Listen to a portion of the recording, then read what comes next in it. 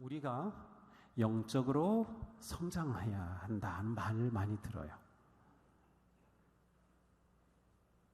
나는 영적으로 성장하고 있는가?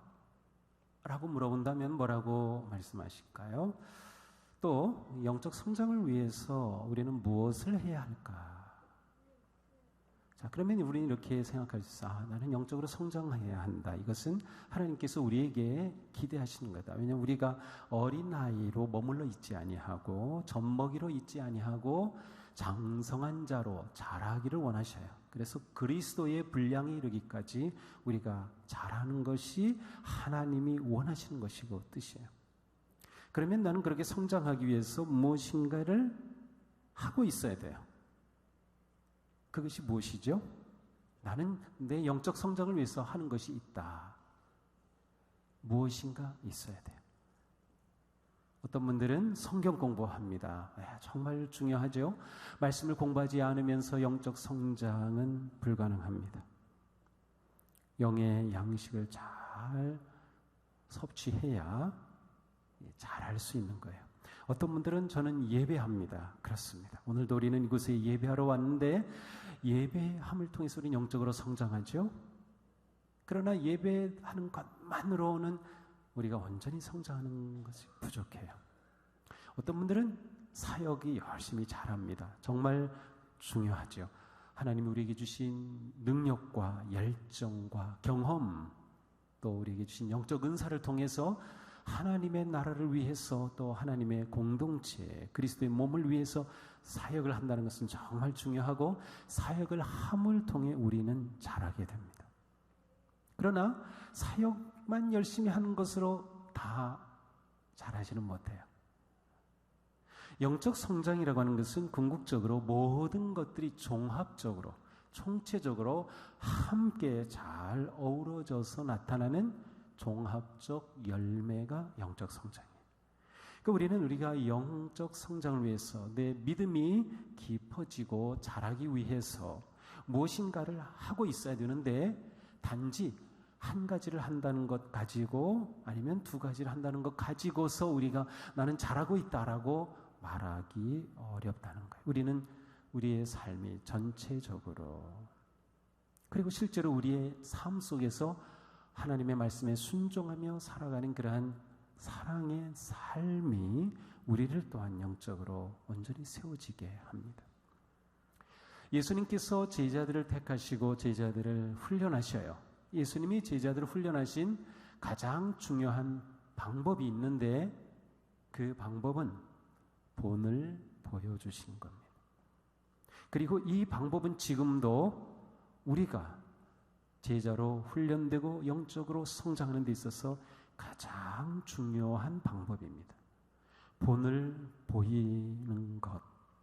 예수님은 모든 행동이 처음부터 끝까지 다 본을 보이시기 위한 것이었습니다. 제자들은 예수님을 보면서 그리고 본대로 흉내내고 따라하면서 배워갔습니다. 그렇게 훈련을 받은 거죠. 예수님을 보니까 예수님의 기도하시는 모습이 남다릅니다.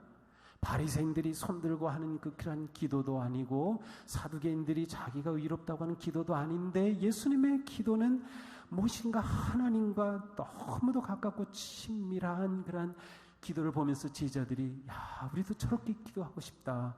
주님, 저희에게 기도를 가르쳐 주세요. 제자들에게서 자발적으로 그러한 요청이 나올 정도로 예수님은 기도의 본을 보이셨어요. 예수님은 말씀을 가르치시기도 하였고 제자들과 함께 회당에 들어가 회당 예배도 드리고 성전 예배도 드리고 예수님은 그들과 함께 예배도 드리면서 계속해서 본을 보여주시죠. 심지어 제자들과 마지막 식사를 하실 때에도 식사가 끝나니까 이상한 행동을 하셔요. 겉옷을 벗으시고 수건을 가지고 오시더니 제자들의 발을 씻어 주십니다. 예수님은 아예 노골적으로 말씀하셔요. 내가 너희에게 본을 보이려고 이같이 한다. 정말로 섬기는 게 무엇인지 예수님은 제자들에게 가르치기를 원했고 제자들이 섬김의 삶에 성장하기를 원했기 때문에 직접 본을 보여주셨어요. 친구를 위하여 목숨을 버리는 것보다 더 아름다운 사랑이 없다고 말씀하신 예수님은 정말로 너희는 나의 친구다 라고 하신 예수님이 십자가에서 목숨을 그들 위해 내주시죠. 이 모든 것이 본을 보임 통해서 제자들을 세우셨어요. 그러니까 교회 안에서 우리가 영적으로 성장하기 위해서는 이렇게 본을 보이는 좋은 성도들이 많아야 합니다. 장로님들이 본을 보이는 삶을 살아야 하고, 권사님들이 본을 보이는 삶을 살아야 하고, 집사님들이 본을 보이는 삶을 살아야 해요. 우리가 본을 보이는 삶을 살아야 돼요. 7월 첫째 주에 세례식이 있는데, 세례받는 분들은 예수님을 그리스도로 영접하고 예수님을 믿겠다고 결심한 분들이에요. 그분들이 어떻게 영적으로 자랄 수 있을까? 그것은 먼저 믿은 우리가 본을 보여야 돼요. 아, 신앙생활은 이렇게 하는 거구나. 이렇게 하는 게 신앙생활이네. 그거를 보여주는 거예요. 근데 어디에서 보여줄 수 있어요? 소그룹에서 보여주는 거예요. 소그룹. 속회와 클래스가 그래서 중요한 거예요. 사역팀이 그래서 중요한 거예요. 함께 사역하고 함께 소그룹에 모이면서 이분은 권사님은 모든 게 다 잘 된 줄 알았더니 정말 어려움이 많으시네. 그런데 권사님은 어떻게 그런 가운데서도 늘 그렇게 밝게 웃으시면서 그렇게 사역을 하셔요. 배우고 싶다. 우리가 예배드리는 모습 본을 보여야 되고, 헌금 생활하는 것 본을 보여야 되고, 사역하는 모습 본을 보여야 되고, 관계 속에서 섬기는 것 다 본을 보여야 돼요. 이것이 거룩한 영적 성장의 가장 중요한 방식이에요. 우리가 이번 주까지 히브리서의 말씀을 묵상하고 있습니다. 새벽마다 계속 히브리서 말씀을 보고 있어요. 우리 새벽 예배에 나오지 못하는 분들도, 또 매일 성경 그 묵상지가 없는 분들도 주보에 보면 매일 본문이 나와 있어요. 그 본문을 보시고 그대로 매일 그 말씀을 읽으시고 따라가셔야 돼요. 온 성도들이 같이 한 말씀을 가지고 나누는 게 굉장히 중요합니다. 저는 하여튼 여러분들에게 최대한 기회를 드리는 거니까 책임은 지셔야 돼요. 오늘 왜 우리 히브리서 말씀을 이제 마지막으로 보게 돼요. 지난주에도 봤는데, 히브리서 11장에 와서는 믿음에 관해 말씀하시죠. 그런데 여기서의 초점은 믿음의 훌륭한 선조들을 소개해 주는 겁니다. 그리고 그들의 믿음에 어떠한 믿음이었는지를 알려주는 겁니다. 왜 그렇게 할까요?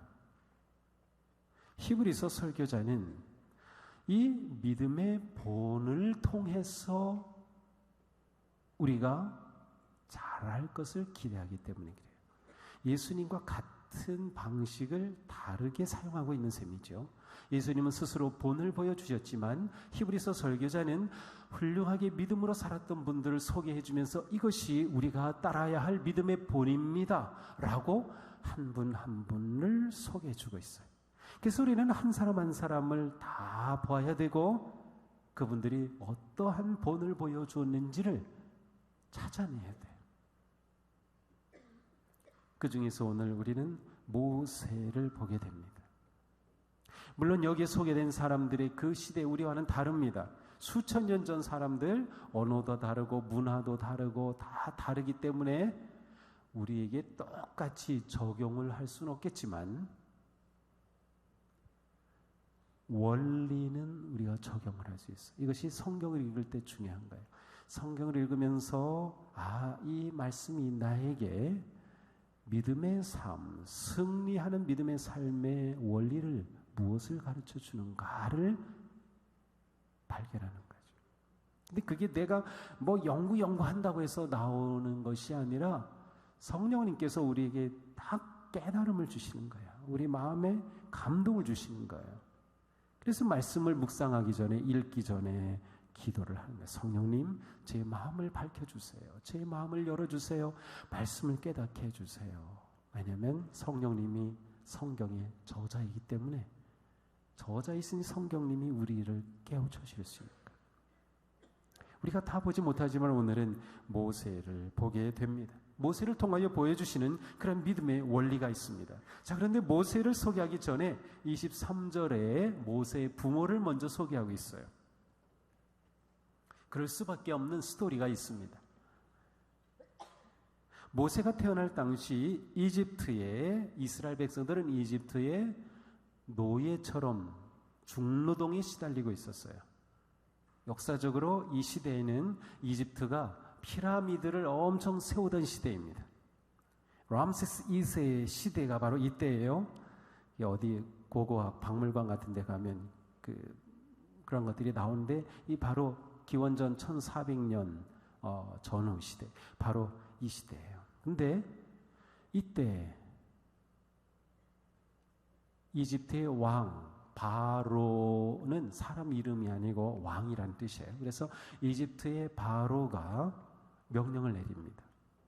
이스라엘 백성으로 태어난 모든 아기 중에 남자 아기는 다 죽여야 한다. 왜냐하면 지금 이스라엘 백성들이 이집트에서 인구가 급속하게 늘어나고 있어요. 이들이 인구가 많아지면 아무리 중노동을 하는 노예와 같은 존재라더라도 그 힘을 무시할 수 없어요. 두려운 거죠. 그래서 남자인 다 죽이라고 하는 상황이에요. 그때 모세가 태어났어요. 가장 불운한 때 태어난 셈이에요. 결국 모세의 목숨은 누구에게 달렸는가? 부모에게 달렸어요.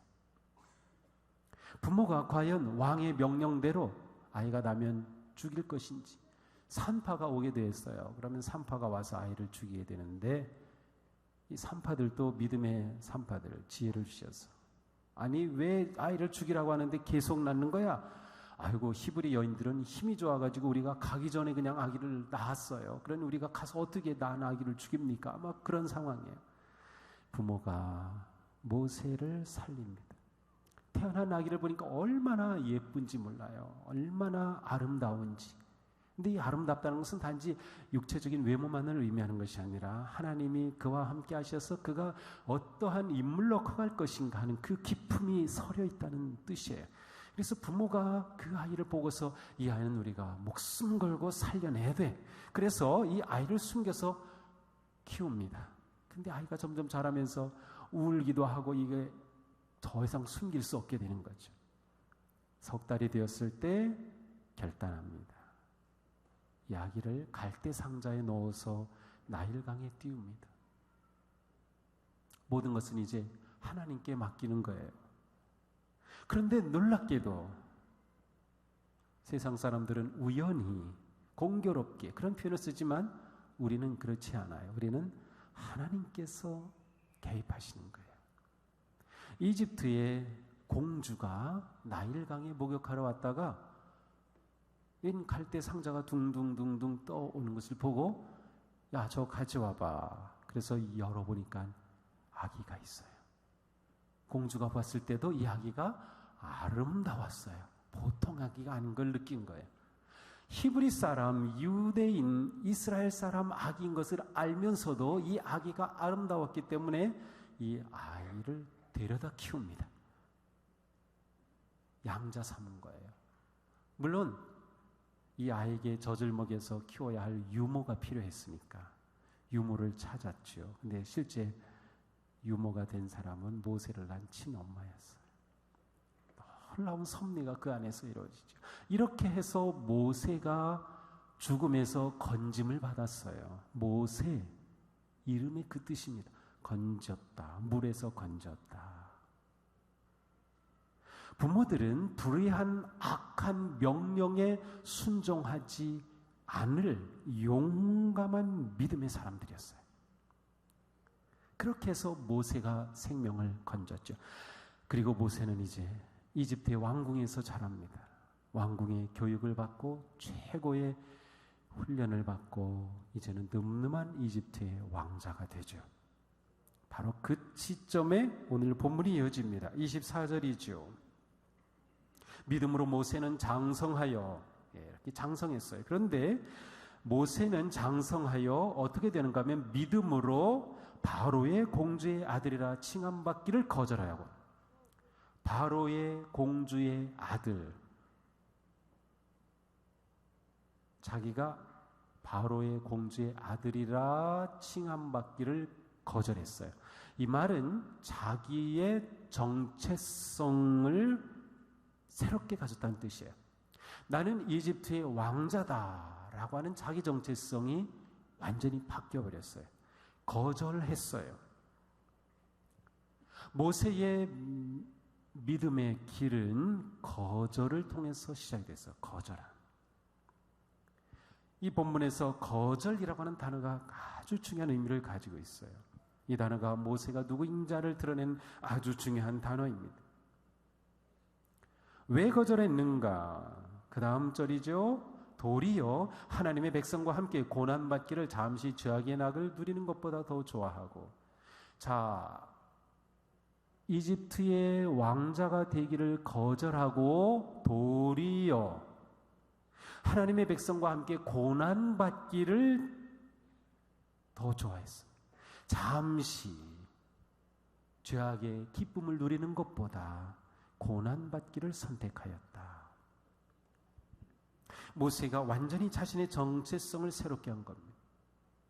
모세는 거절한 것으로 끝난 것이 아니라 왕자가 되기를 거절하고 또한 이스라엘 백성의 고난에 함께하기로 선택했어요.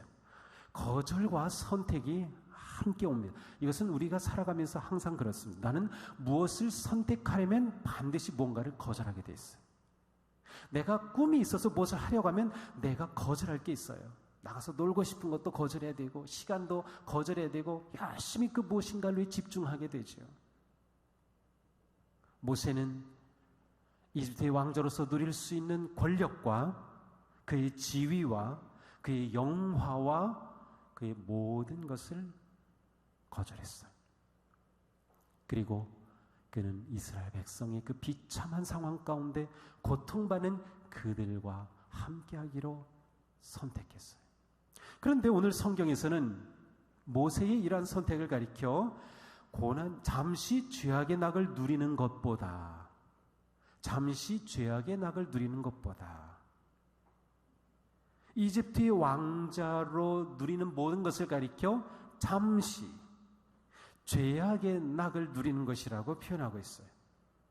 그것은 정말로 모세가 살 인생이 아니었다는 뜻이에요.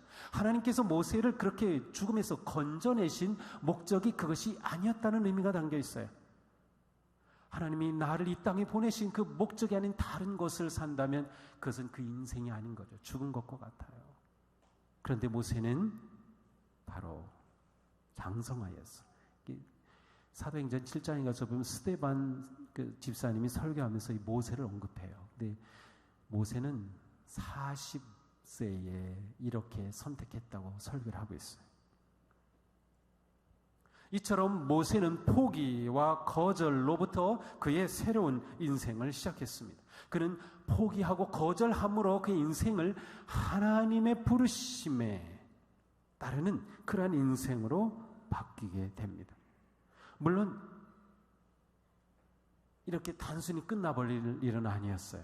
이후에 그에게는 힘든 일이 찾아오게 되죠. 그러나 중요한 것은 모세는 자기 자신의 정체성을 이집트의 왕자가 아닌 하나님의 백성과 동일시하는 것으로 결단하고 선택하였다는 사실이에요.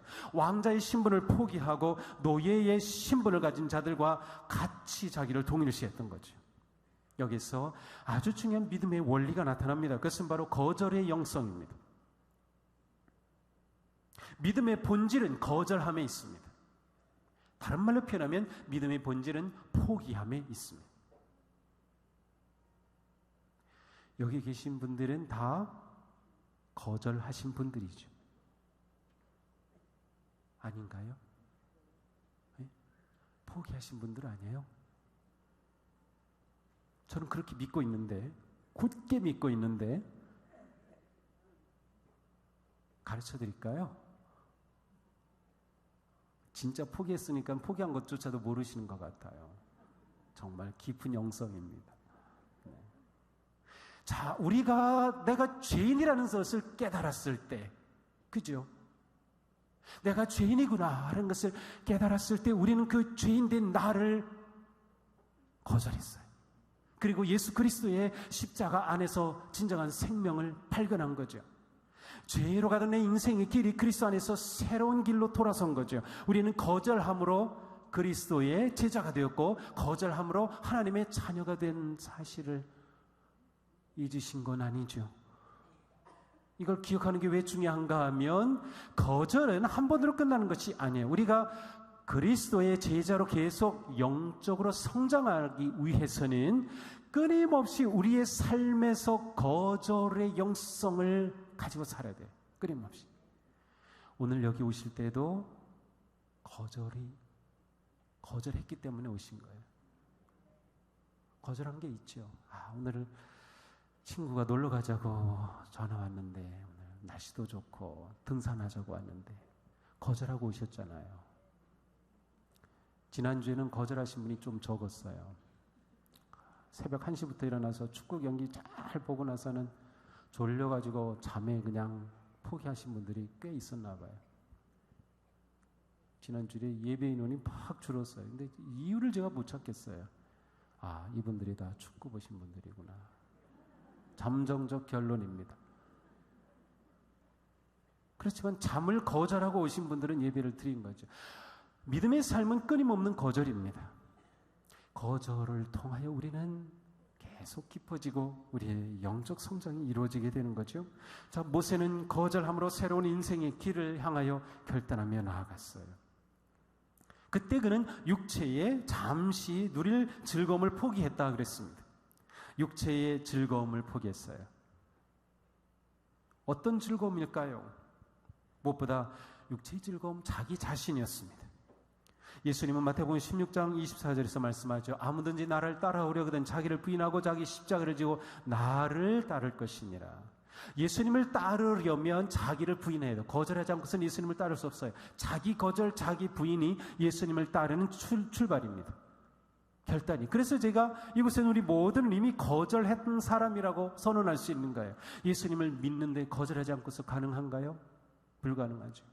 저는 세상에 대해 거절하겠습니다. 죄에 대해 거절하겠습니다. 거절했기 때문에 우리는 예수님을 따르게 된 거예요. 예수님이 말씀하시는 자기를 부인하지 않고서는 아무도 나를 따라올 수 없다. 날마다 제 십자가를 져야 된다. 날마다 자기 거절을 통해서 내 제자로 자라가게 된다라고 말씀하신 거죠. 우리가 진정으로 그리스도의 제자가 된다는 것은 끊임없이 자기를 거절하는 것입니다.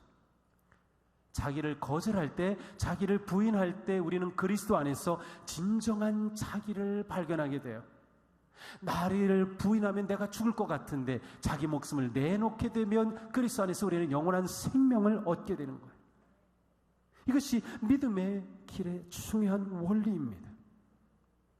우리는 매일매일 내가 거절한 십자가를 지고 나아가게 되는 것이죠.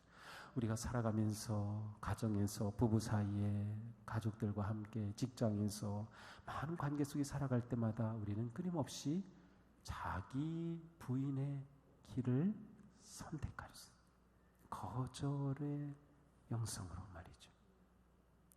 그렇게 되면 우리에게 무엇이 나타납니까? 겸손과 온유함이 우리에게 드러나요. 겸손과 온유함은 다시 말하면 예수님의 아주 놀라운 성품입니다.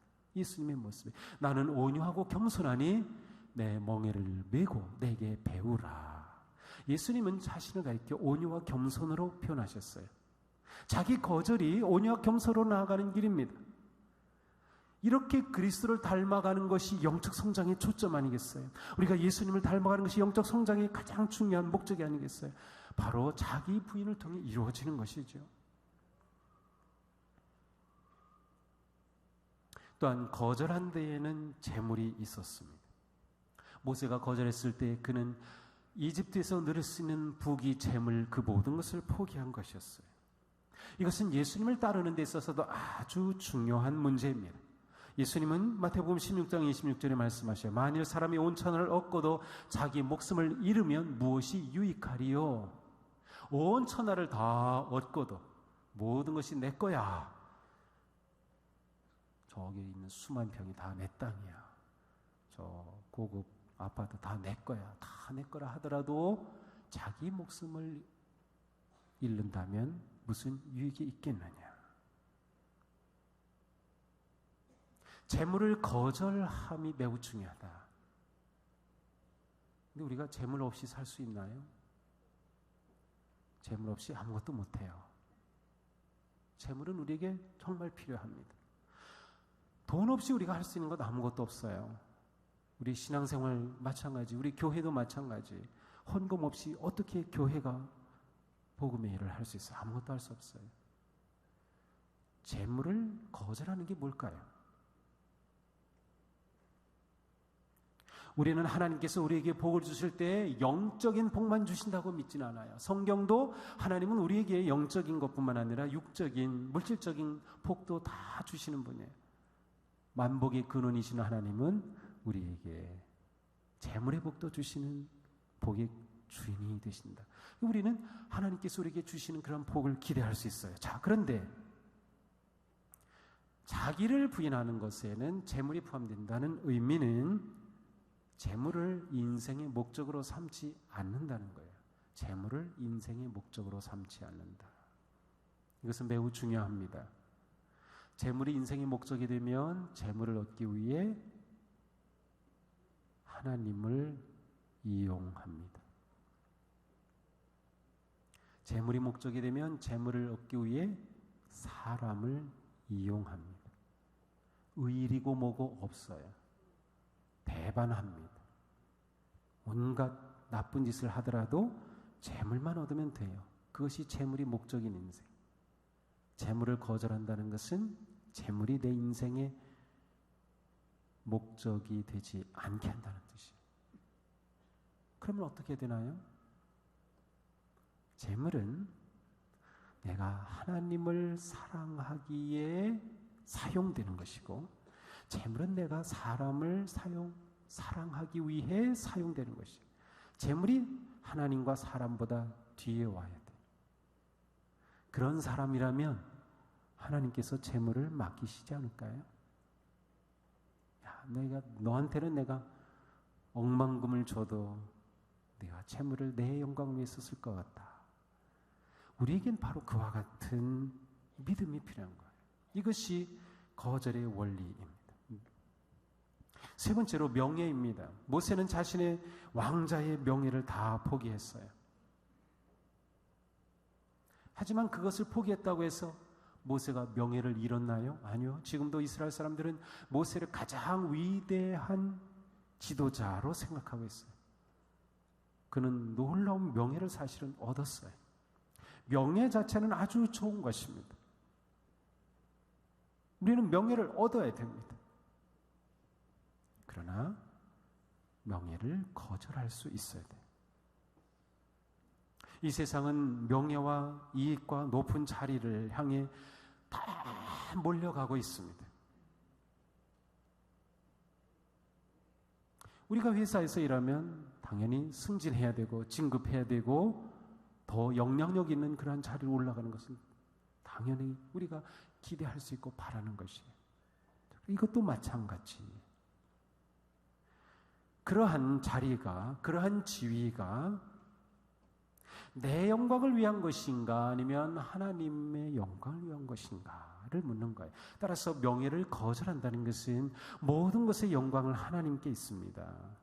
제가 이 높은 자리에 오른 것은 하나님의 백성으로 거룩한 삶을 살기 위한 그 목적 때문입니다 라고 고백할 수 있는 거예요. 저에게 이 명예를 주신 것은 이 명예를 통하여 하나님을 세상에 알고자 한 것입니다 라고 고백할 수 있는 거예요. 모세는 거절을 통해 그의 믿음의 길을 담대하게 달려갔습니다. 자기 부인이 없는 곳에 진정한 믿음의 길은 열리지 않는 것이죠. 사도 바울도 이렇게 말하고 있어요. 그리스도 예수께 속한 사람은 정욕과 욕망과 함께 자기 육체를 십자가에 못 박았습니다. 그리스도 예수께 속한 사람은 자신의 모든 욕망과 모든 정욕을 십자가에 못 박았다. 거절했다는 것이죠. 그리스도의 영광을 위하여, 그리스도의 이름을 위하여입니다. 시편 84편의 시인은 이렇게 아름다운 고백을 합니다. 우리 같이 한번 고백의 마음으로 읽어보겠습니다.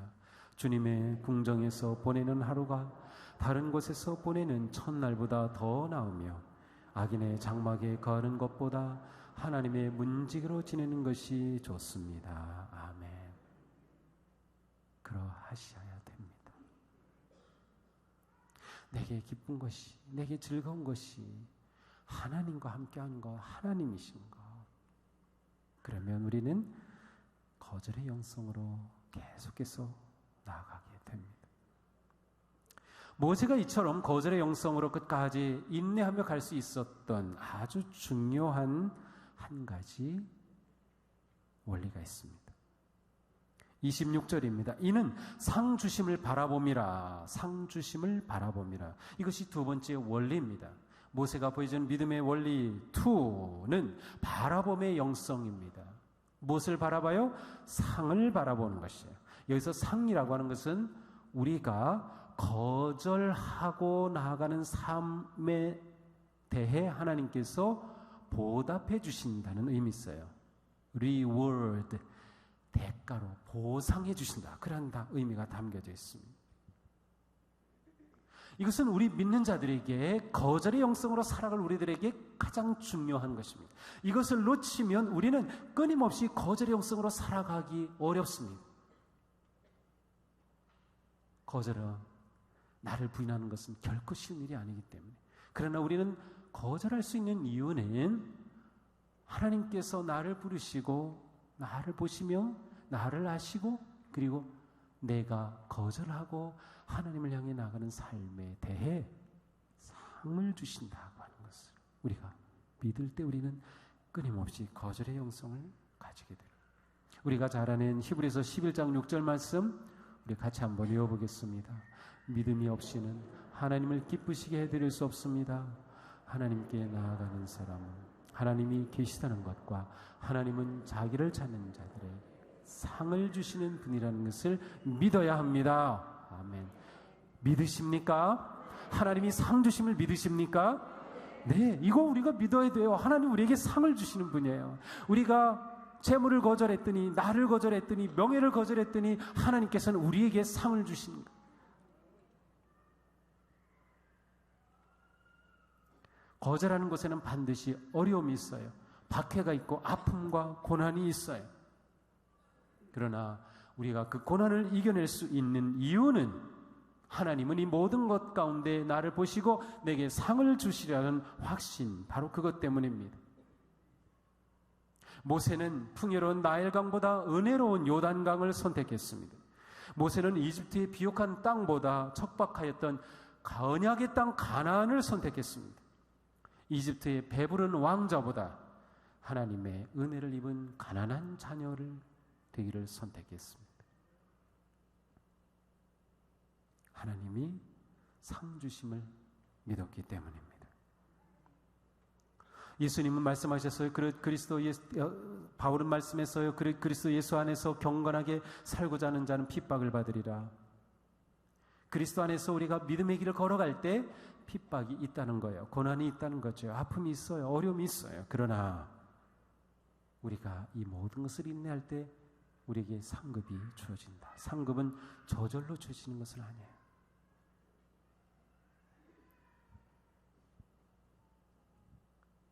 우리가 그리스도를 따르고자 할 때 오는 고난은 우리에게 아주 유익합니다. 무엇보다 고난은 우리를 영적 근면함으로 인도합니다. 수십 년 전에 알래스카의 자연보호구역에 사슴과 늑대가 같이 있었는데 이 사슴 개체수가 자꾸 줄어요. 그 많던 사슴이 점점 줄어서 한 4,000마리까지 줄어들었어요. 그러니까 이 자연보호 하는 그런 행정국에서 이 이유가 뭐냐? 늑대가 자꾸 이 사슴을 잡아먹는구나.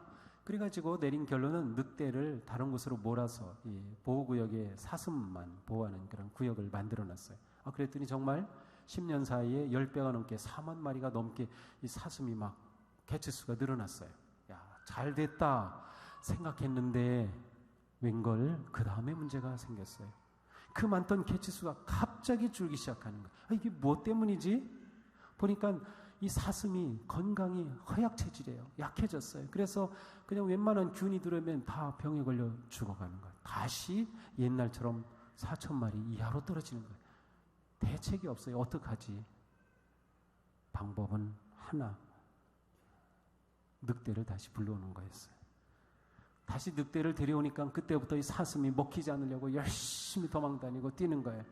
그러면서 이 사슴이 건강해졌어요. 그래서 다시 개체수가 유지되는 그러한 이야기가 있어요. 우리에게 고난은 때로는 우리를 영적으로 그렇게 건강하게 해주는 은혜의 길이 되기도 합니다. 특별히 내가 믿음으로 나를 거절하고 포기하는 길을 걸어서 오는 고난이라면 그것은 우리에게 100% 유익합니다. 뿐만 아니라 고난은 우리를 세상과 구별하기도 합니다. 또한 고난은 우리가 그리스도와 하나가 되게 해줍니다. 그리스도의 가장 중요한 깊은 영성은 바로 십자가의 영성이죠. 십자가는 고난과 죽음의 상징이죠. 우리가 그리스도로 인하여 고난받을 때 그 고난 자체가 내가 그리스도를 닮아가는 것이라는 것을 알아야 돼요. 고난당하는 것 자체가 그리스도를 닮아가는 것입니다. 내게 고난이 있으면 내가 그리스도를 닮아가는 것이야 라고 생각할 수 있는 거예요. 그렇다면 우리의 믿음의 길은 결코 실패가 없을 것입니다. 우리가 상 주시는 하나님을 의지하고 신뢰하며 내려놓고 포기하고 거절하고 이 믿음의 길을 걸어갈 때 하나님은 분명히 약속하신 상급을 주시리라 믿는다면, 그래서 우리가 인내한다면 그 길은 100% 승리의 길입니다. 100% 하나님이 약속해 주셨기 때문에 우리가 이 믿음의 길을 걷는 거예요. 우리가 이 믿음의 길을 걷는 거예요. 우리 삶에 어려움, 환난, 시험 많은 것들이 있지만 우리가 택한 이 믿음의 길을 결코 포기하지 않고 내가 하나님을 향해 결단한 이 길은 바른 선택이었습니다. 그러니 하나님, 제가 이 길을 걸어갈 수 있는 용기를 주세요. 하나님은 우리의 기도에 응답하십니다. 함께 해주셔요.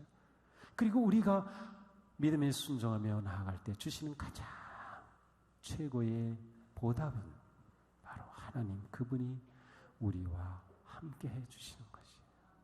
하나님이 함께 하신다면 더 이상 바랄 게 있나요? 하나님이 함께 하신다면 아무것도 더 귀해 보이는 건 없을 거예요. 더 즐거워 보이는 것도 없을 거예요. 우리가 걷는 믿음의 길, 거절의 영성과 바라봄의 영성으로 예수님을 닮아가는 승리의 길이 되기를 축복합니다. 하나님 약속하신 그 상급을 기쁨으로 누리게 될 우리 모두가 되기를 주님의 이름으로 축복합니다. 기도하겠습니다.